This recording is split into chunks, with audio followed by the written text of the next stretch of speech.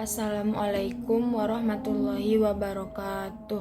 Perkenalkan, nama saya Silvia Azura dengan NPM 2408260133. Di sini saya akan membahas pada blok endokrin yang berjudul urea cell. Yang pertama itu ada urea cell overview, yaitu fungsi utama siklus urea adalah membuang kelebihan nitrogen tubuh dalam bentuk urea. Nitrogen ini berasal dari pemecahan asam amino, terutama saat tubuh sedang memecah protein untuk energi atau selama metabolisme normal. Amonia atau NH3 itu hasil samping metabolisme nitrogen, sangat toksik terutama terhadap sistem saraf pusat atau SSP. Bahkan sedikit peningkatan kadar amonia dalam darah dapat menyebabkan gejala neurologis seperti lemas, kejang, dan encephalopati. Jadi oleh karena itu, tubuh mengonversi amonia menjadi urea yang jauh lebih tidak toksik dan larut air, sehingga dapat diekskresikan melalui urin oleh ginjal.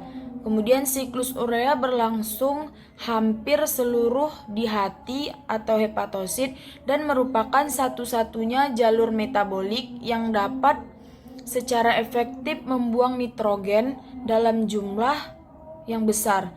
Dua asam amino utama yang membawa nitrogen ke hati adalah alanin dan glutamin. Jadi di hati nitrogen itu dari molekul ini kemudian dimasukkan ke dalam siklus urea. Yang kedua itu ada langkah-langkah utama siklus urea, yang dimana siklus urea itu dia terdiri dari 5 reaksi enzimatik utama yang dibagi antara mitokondria dan sitosol hepatosit.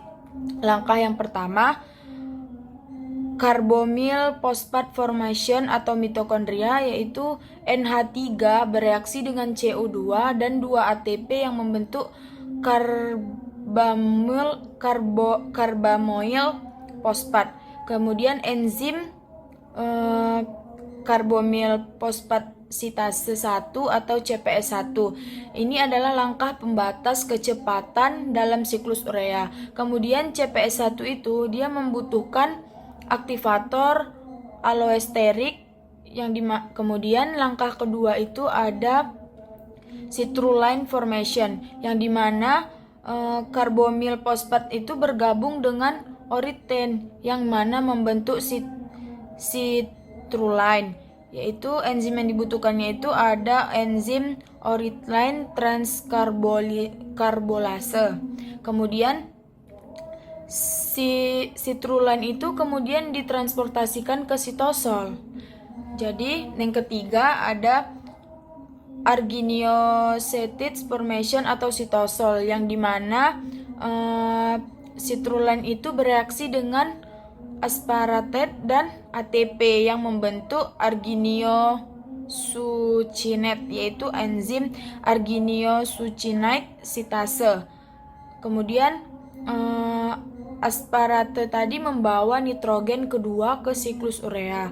Yang langkah keempat ada arginin dan fumarate formation, yaitu arginositasenya dipecah menjadi arginin dan fumarate, yaitu enzim arginosoccinate iase, dan juga fumarate masuk ke siklus TCA. Kemudian ada langkah yang kelima. Jadi langkah yang kelima itu urea formation, yang dimana argarin itu dipecah menjadi urea dan orithine, yaitu enzim arginase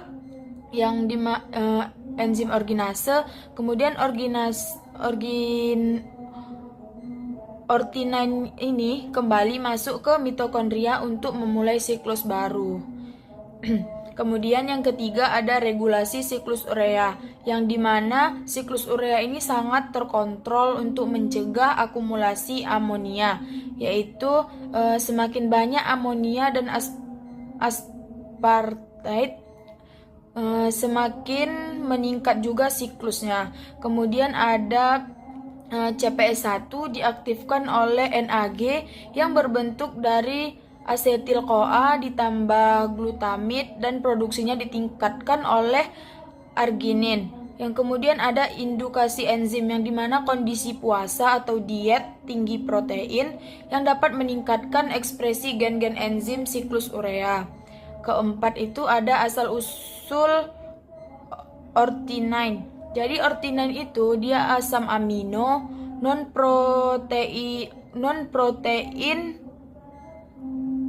proteinogenik yang dimana artinya itu tidak digunakan untuk membentuk protein karena tidak memiliki kodon dalam kode genetik.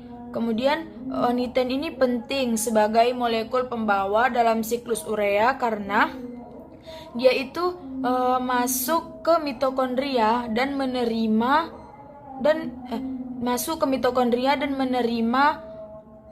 karbamoil fosfat, kemudian citrulline. Setelah arginin dipecah, orthulin terbentuk dan mengulangi siklus. Jadi sumber ornithin ini dia dari reaksi arginin, kemudian ornithin baru ke urea. Jadi secara de novo dari glutamid semialdehyde di mukosa usus. Kemudian ada integrasi dengan siklus TCA yang dimana siklus urea dan siklus TCA ini dia berhubungan erat dalam apa yang disebut berhubungannya itu silang metabolik yang dimana fumarat itu hasil dari argimonoxide iase masuk ke siklus TCA, kemudian dia menghasilkan energi atau membentuk oksaleosetat. Kemudian aspartate yaitu yang digunakan di siklus urea yang berasal dari oksaleosetat melalui transmisi, yang dimana integrasi ini dia itu dapat membantu konversasi energi dari efisiensi metabolisme. Jadi selanjutnya itu ada perubahan pada saat puasa. Jadi status puasa itu dia itu dapat menyebabkan perubahan besar dalam metabolisme nitrogen, yang dimana awal puasa itu dari 0 sampai 2 hari, yang dimana protein otot itu dipecah untuk menyediakan asam amino untuk gluconeogenesis. Kemudian diproduksilah urea itu sampai meningkat karena nitrogen dari asam amino. Kemudian puasa lanjut lebih dari 3-5 hari itu otak mulai menggunakan keton bodies sebagai sumber energi, kemudian mengurangi penggunaan glukosa. Kemudian ada juga pemecahan protein, otot berkurang, kemudian dapat memproduksi urea menurun. Kemudian ada karbon skeleton dari asam amino, dia yang digunakan untuk produksi glukosa. Kemudian juga ada nitrogen yang dibuang sebagai urea, tetapi dalam jumlah yang lebih sedikit dibandingkan awal puasa. Jadi, siklus urea itu adalah jalur esensial yang dimana untuk detoksifikasi amonia yang melibatkan konversi dua atom nitrogen dari amonia dan aspartate yang menjadi urea. Jadi jalur ini beroperasi secara efisien berkat integrasi dengan siklus TCA dan mekanisme regulasi hormon serta nutrisi.